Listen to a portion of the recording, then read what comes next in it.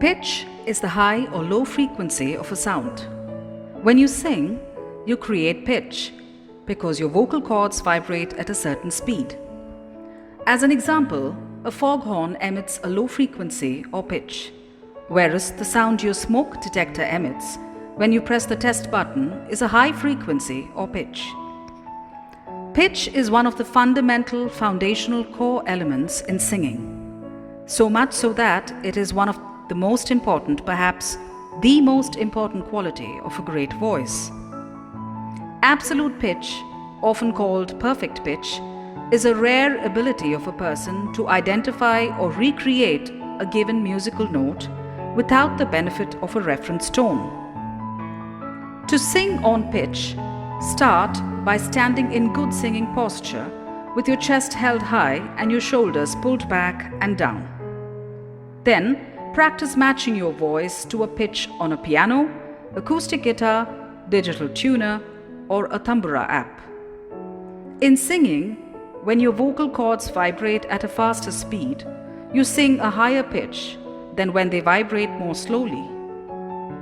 Perfect pitch is the ability to identify a note or sing a note without it being played on an instrument first. So if I were to say to you, sing middle C, you would be able to do without reference or without needing me to play it on the piano first. This comes only with constant practice. Generally, absolute pitch implies some or all of the following abilities achieved without a reference tone.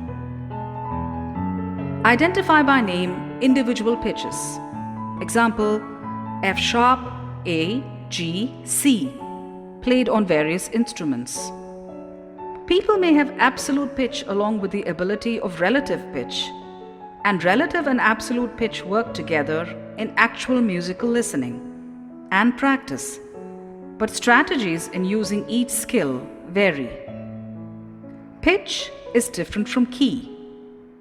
Here are a few videos for your reference. Today, we're unpacking pitch as it relates to singers.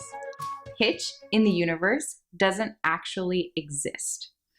What does exist and what can be measured is frequency. Frequency is the rate at which something happens, just like in everyday life.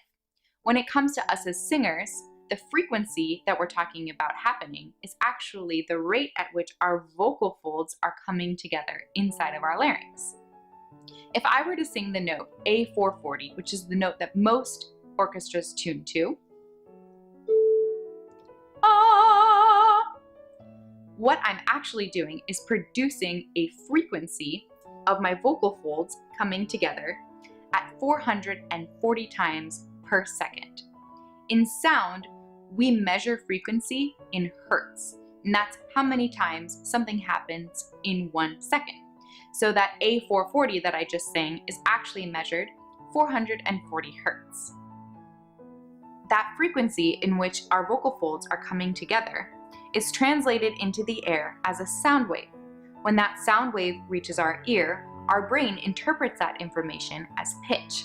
And that's why we say we hear pitch. What we're actually saying is we're hearing frequency, and our brain is interpreting that into pitch. So pitch in singing is simply a perception of the rate at which our vocal folds are coming together. This is just the tip of the iceberg for this topic, and if you're interested in learning more, I recommend reading Scott McCoy's Your Voice in Inside View. That's where I got most of this information. And I will link that book and other books that are helpful for this topic in the description box below.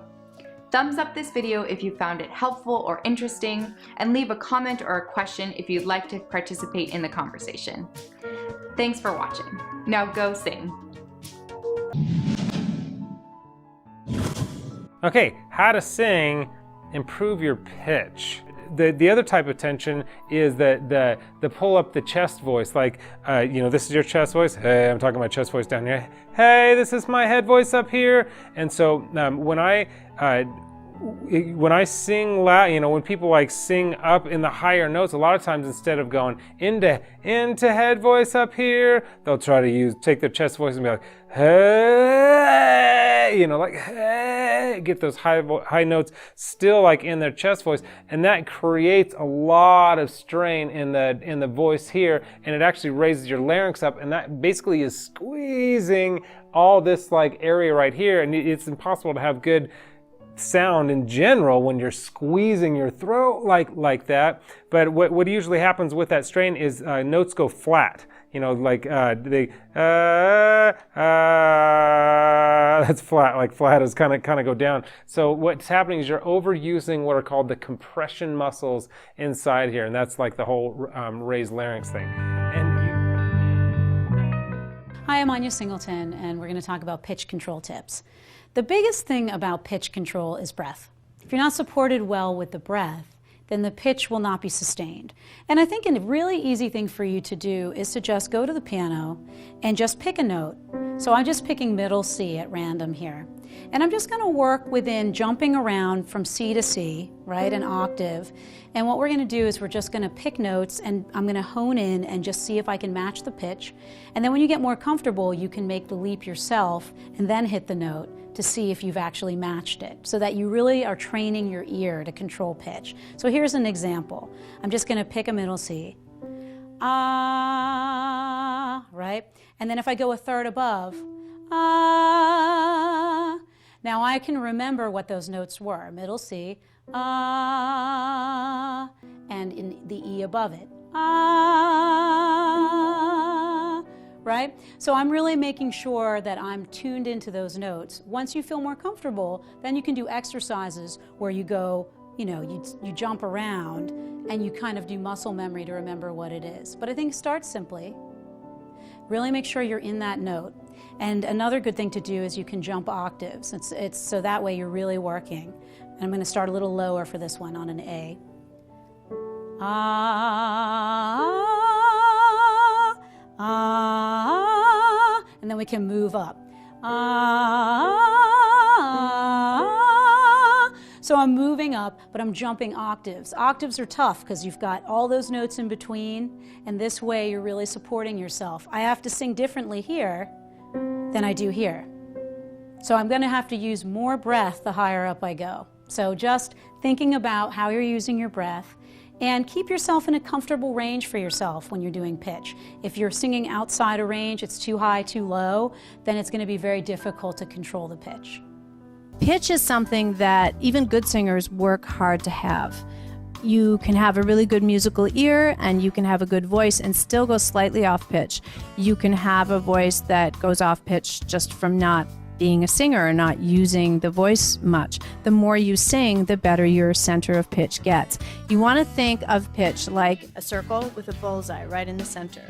And different singers actually sing, and professional singers who have good pitch all have a slightly different center of pitch. So there's some singers that sing slightly sharp and some singers that sing slightly flat, but not enough to go outside of that circle. So it sounds like it's a really good pitch, but if you put them together singing in unison, you would even hear that. Now for you, starting to get a better sense of pitch, I want you to start thinking of your notes as circles and that you want to aim for the bullseye. The best way to really do this and do it well is to record yourself and listen back. The first thing in determining whether you're singing on pitch is understanding whether you're singing sharp on the sharp side or the flat side of the note.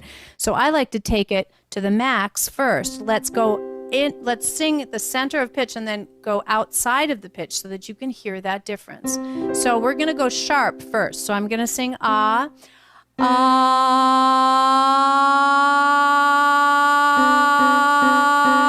Doesn't sound so good, right? But that is important to determine that that's a sharp note. Now here's a flat note. Here's the center. Ah. Sounds flat, okay? So you can't have good pitch until your ear hears the center of pitch and whether you're singing sharp or singing flat. So that's kind of the first thing.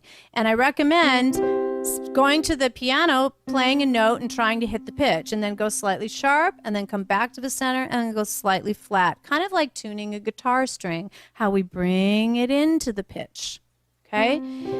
The next thing with pitch is using the piano or using an instrument as a guide, which is really helpful. And pitch. So we're going to sing center of pitch. Now, what a lot of you are going to do is you're going to slide into that note. You're going to go, ah.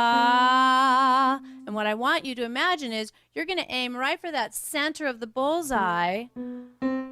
Ah, ah. And you want to imagine coming to it from above. From above. Why? Is because the actual soft palate, which is inside the mouth, needs to lift for you to be able to hit center of pitch. And that gets a little bit technical, but you can start taking voice lessons with a vocal coach to experience that more, because it's really exciting when you start to make those changes and be more accurate with your pitch. So we're just going to do a little scale singing on ah. Ah. And again.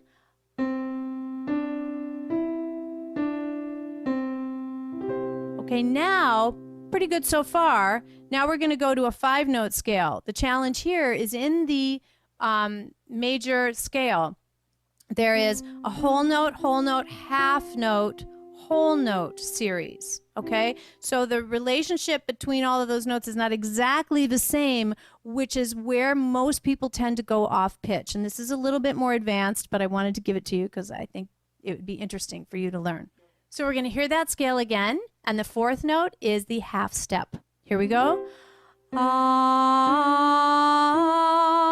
half step. Ah, ah. Those notes are closer to each other than the first 3. Let's do it again from the beginning of the scale. Ah. I think of it as a sideways note. Let's do it again. Ah.